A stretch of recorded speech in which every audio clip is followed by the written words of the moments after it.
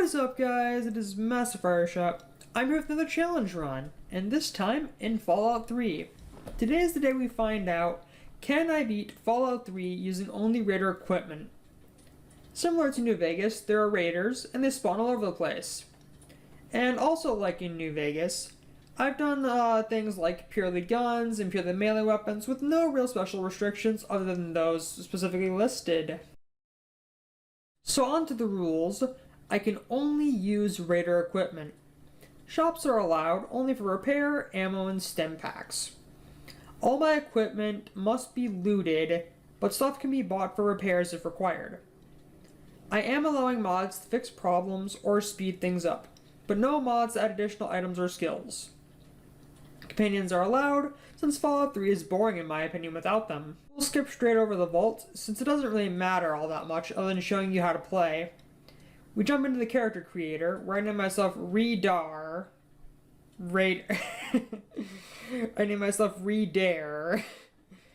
Man, I boxed that one so hard. But yeah, because I found it funny, we did that.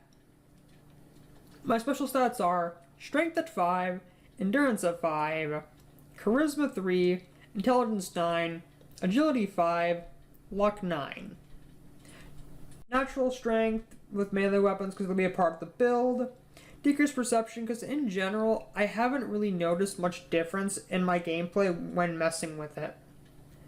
Neutral Endurance because health is always a good thing. Low Charisma, only because it doesn't really do much other than help with bartering and bypassing certain objectives or quests with skill checks. Which may sound useful, but I'll explain why I lowered it later on. Near Max Intelligence because I like skill points. Near Max Luck because critical hits are going to be important. Finally, my tag skills. I chose Explosive because I want to be good with grenades. Repair, since repair actually does a lot in this game, and whenever you get your hands on equipment, its durability is based on your repair skill. And lastly, small guns, because I don't really need to explain, it's the gun skill. So, we finish character creation and leave the vault. I put my points into speech and repair, because I think there's a certain skill check I want later in the run, and I don't remember right now, but I'll probably see later in the script for sure. And repair is obviously nice because, like stated, it helps with weapon durability. Next, I take intense training to max out my luck.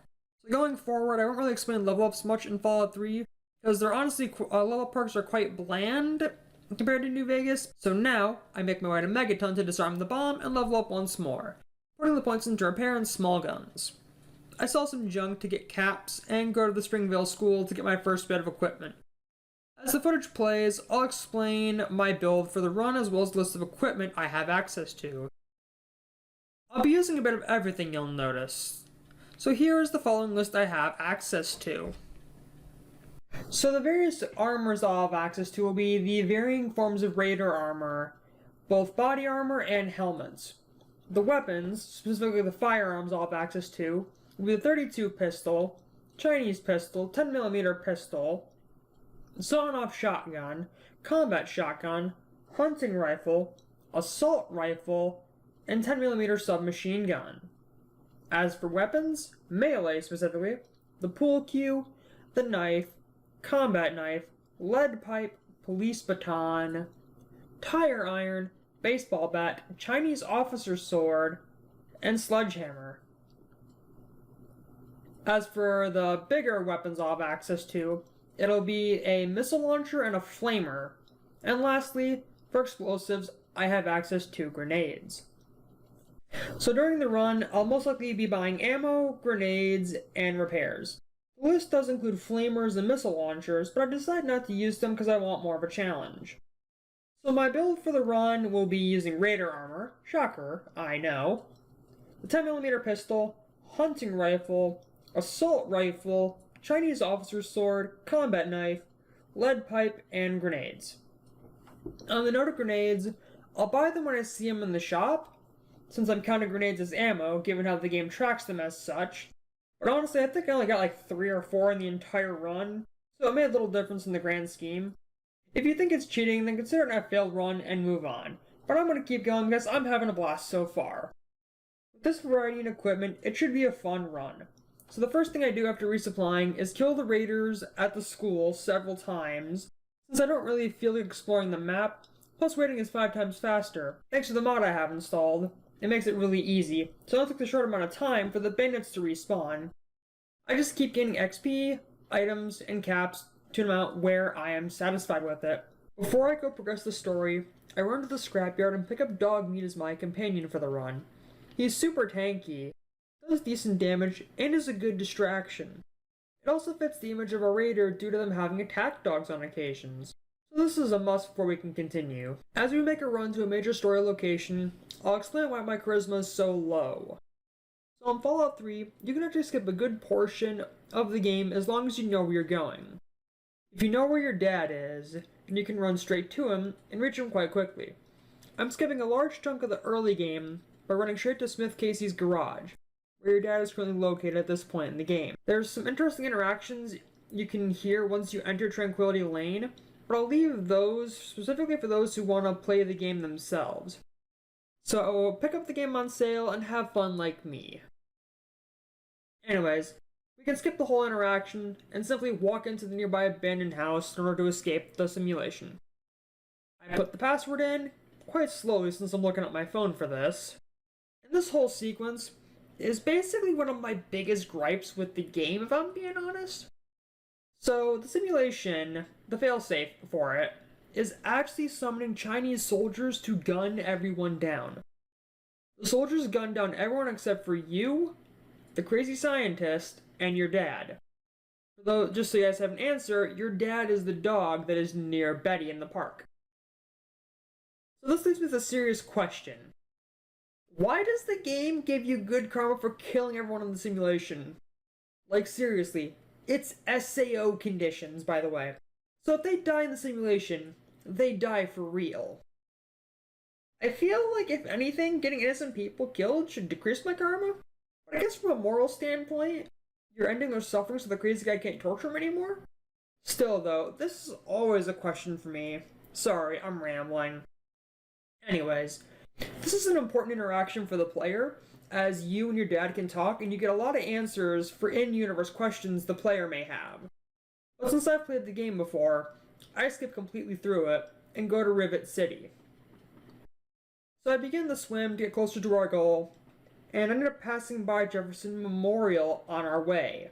So I cleared out a few super mutants early. But this fully surprised me. I don't know why. I don't know how. The people in Rivet City aren't wearing any armor. It's super weird. You can see in the footage, I just arrived.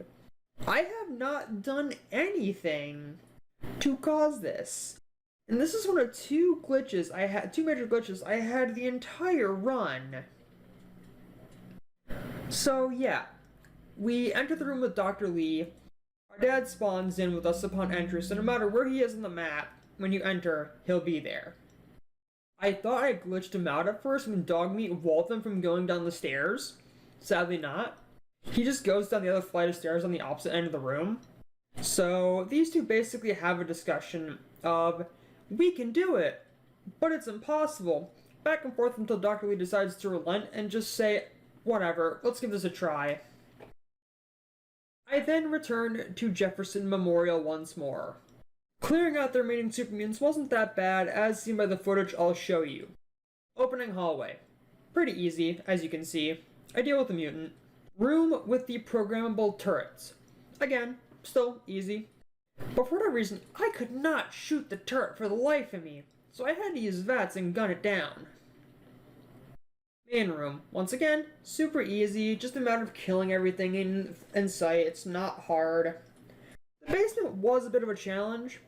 I did waste some grenades by throwing them downstairs, hoping they'd hit the mutants, but that did not work. I do find some ammo down here as well, which is always a welcome find. And lastly, the rotunda, which was the easiest by far. One super mutant and a centaur guarding. I draw the attention, Dogmeat runs in, forces an aggro change, I jump in to shoot, rinse and repeat on the centaur until the game gives us the all clear. The scientists set up shop, everything was fine until Dad told us to run around the memorial and do some chores. all of which are really simple, by the way. Pretty much anyone can easily do these chores. But no, I'm the player, so I have to do it. First, it's activating the flood control pumps. Simple. Next, go back to Dad in the rotunda, get fuses, and replace them. Go back again, talk to him, go turn on the pipe controls, and boom, we're all done in a matter of minutes. However, things are not so simple. The Enclave appears and begins to take over the purifier. I continue through the pipes, and this is my only other real complaint about this game.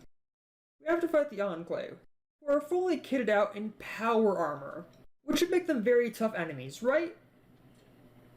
Wrong. Because these guys are the biggest pushovers in the entire game. Like, I understand why they didn't beef these guys up. They did not want to punish the player for speeding through the game. But come on. They're power armor wielding soldiers. They should at least be somewhat tougher than they are. By the way, I'm playing on normal, just so you guys know, and I have been playing on this all run. I slaughtered a few guys in my way. The 10mm pistol, which is your starting weapon, just so you all know. And with Dogmeat's help as well. We then make it to the rotunda, watch the scene where Dad dies, and we make our escape. The escape tunnel is no issue. I kill some ghouls, and reach the door where Dr. Lee has to hack a terminal. I always thought this whole bit was weird, because Lee is hacking a terminal, and in the room right there, there's a bunch of Enclave soldiers. I feel like they're supposed to come out here and fight me, or I'm supposed to go in and fight them. But they just don't charge in. If they all ganged up on me, they could kill me, and it would not be that hard. I wonder if the game in beta, testing specifically, they had them charge out and attack the player. But I guess they ultimately didn't have them do that, because having that many soldiers attack the player, it depends on how armored you are, I guess, or how well armed you are. They would have wrecked face with me if they all focused on me. I feel like Dogmeat and I could take out a couple of them before I'd potentially die, but hard to say for certain. Enough hypothetics for now. So we finally make it to the Enclave's headquarters, the Citadel, where we rest up and prepare for what comes next. We talk to a Brotherhood scribe, basically the science majors of the Brotherhood of Steel. In order to get the purifier running, we need something called the GEC, a Garden of Eden creation kit. Something apparently from Fallout 2. I haven't played Fallout 2. I'm not familiar with what exactly it is, but I know its general purpose. In doing so, we look through some old Vault-Tec terminals that they have. We log in and find out Vault 87 has a GEC. But there's a small issue. The Vault has lethal levels of radiation in certain areas. So it's basically a death sentence if we go in normally. But where there's a will, there's a way. We begin our trek, and I encounter some enemies on the way. Nothing too special. That isn't until we reach Little Lamplight, a city ran and owned by kids who kill adults on sight. I walk in and talk to their mayor to gain access to the vault. I actually had to save and reload a couple times to pass the speech check to actually get him to let me in. I hadn't been putting points in, and this was the skill check that I wanted to actually do, but kept forgetting about it until I roughly got here, and it was kind of late to fix it. He guides me to Murder Pass, which is full of super mutants by this point in the game. They're no threat, as they haven't been for a while. I clear my way through, level up, walk into Vault 87, where a random explosion you'll see just goes off. I don't know what set it off. I'm pretty sure there wasn't a grenade of some sort of mine on the ground. I feel like I would have noticed that. But yeah, I begin looting, and other than the explosion, there was no real harm that happened. I get into several fights along the way. Dogmeat serves as a solid distraction, allowing me to kind of like walk around and behind to shoot the mutants while he's busy. There's a point I end up reaching where I end up using my grenades. There are these super mutants behind a barricade. I missed some throws in the process, as you'll see. I chuck them, they bounce off the wall, land on the floor, I run down the stairs, dodge the explosion, walk back up, and repeat until I'm good. I end up killing a couple more super mutants in the area. Nothing too crazy. As we end up getting into the experiment area, as I like to call it, we end up meeting a super mutant named Fox. Unlike his brothers, who kill us on sight, Fox is actually super intelligent, and he offers us a deal. If we free him, he'll help us get the Gek. But in order to free him, we have to pull the fire alarm, which will release all the other experiments being held around here. So I run through, pull the alarm, and then run to Fox to let him deal with all the enemies. Fox is like dog meat. Super tanky, really powerful, the same 750 HP, shared with only 2 other companions in the game. He only joins you at the end, which is kind of sad. But yeah, Fox, Dogmeat, and I fight our way to the Gek. Once Fox is in there, he holds up his end of the bargain and gets the Gek for us. We then separate from him, and I still wonder how this happened. I run out of the hallway immediately. I get flashbanged. I wasn't even in the room when it went off. I guess the game just forces you to do this.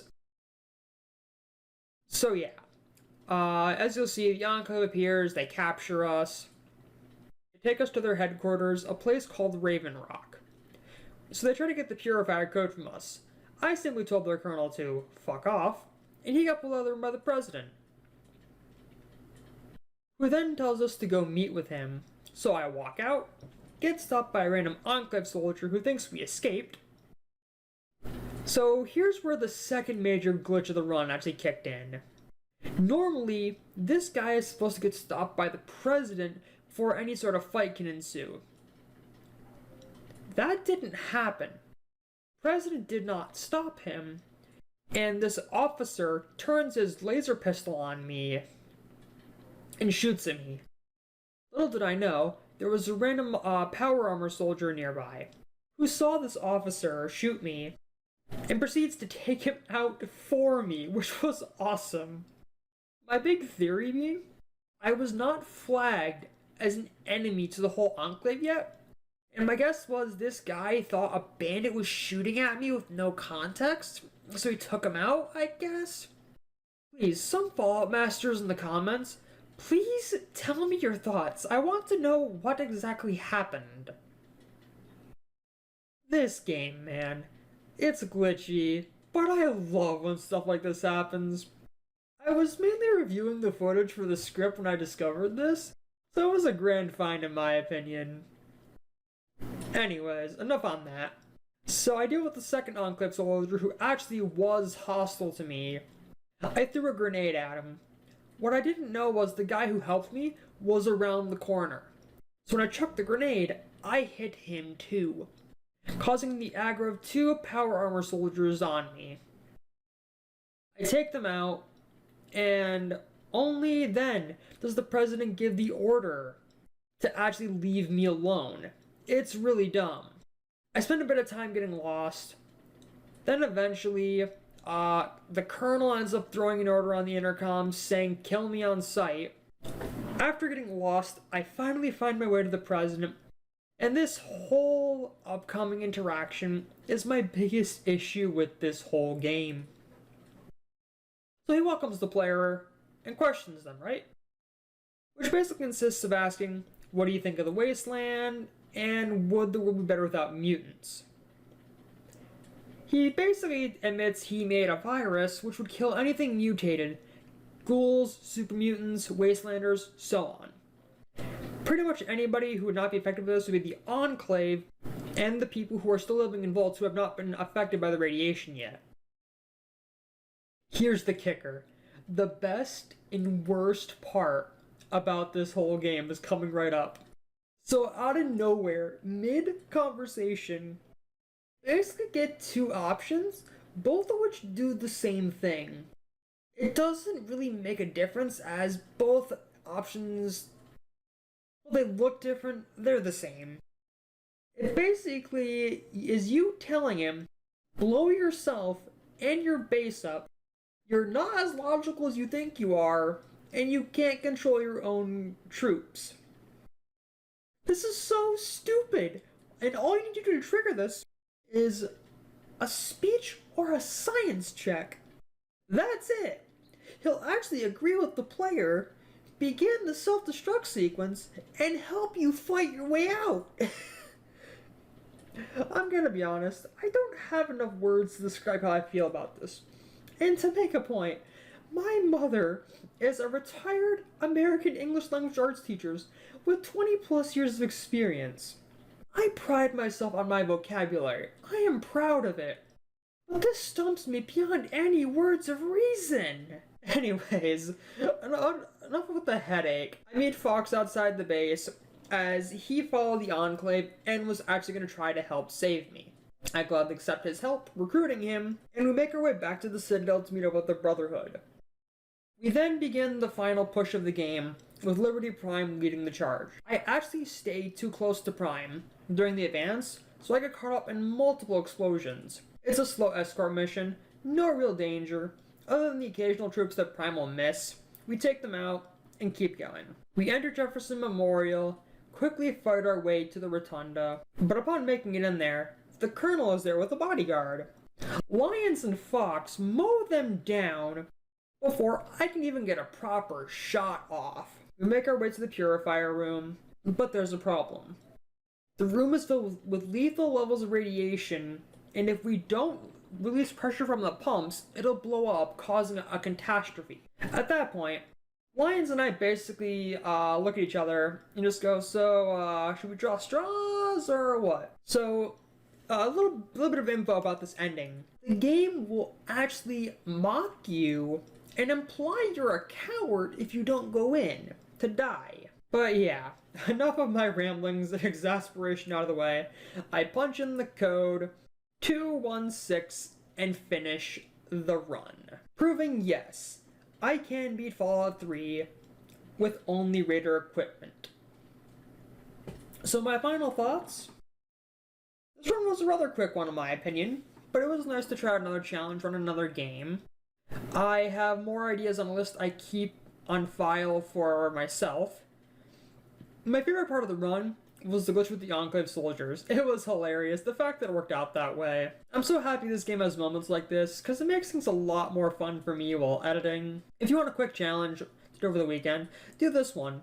It's not overly hard, and can be handled in several ways with the variety of equipment you have. Pure melee, pure guns, grenades, missile launchers, flamers, you got it all really. As for particularly difficult parts of the run, it's really just the Enclave base. The escape is kinda hard, because at the end, there's a dude with a missile launcher, and he hits like a truck. I managed to get past him without dying, but I still lost like half my health in the process. Other than that, this run was a lot of fun, and I'm already working on the next run, so look forward to that sometime in the future. So my next challenge run will be Skyrim with only Imperial equipment. I'm sifting through my list for the next challenge after that, which may be a Pokemon challenge of some kind, hard to say. On the side, if you want more content to watch, then go watch my Let's Play of Fire Emblem Shadows of Journey. It's a fully completed Let's Play of Fire Emblem Echoes Shadows of Valentia. Though it's not top quality, it has 50 episodes to watch, so I guess go enjoy it. It's not my best Let's Play, but I had fun playing the game. I'll probably do these challenges in some sort of cycle in the future, so you'll have an answer by the next challenge video. If I forget, yell at me in the comments. So please subscribe, yes, you heard me right, subscribe, ring the bell, and tune into the next video. I'll see you guys all next time. So play on and peace out. Have a good night, everybody.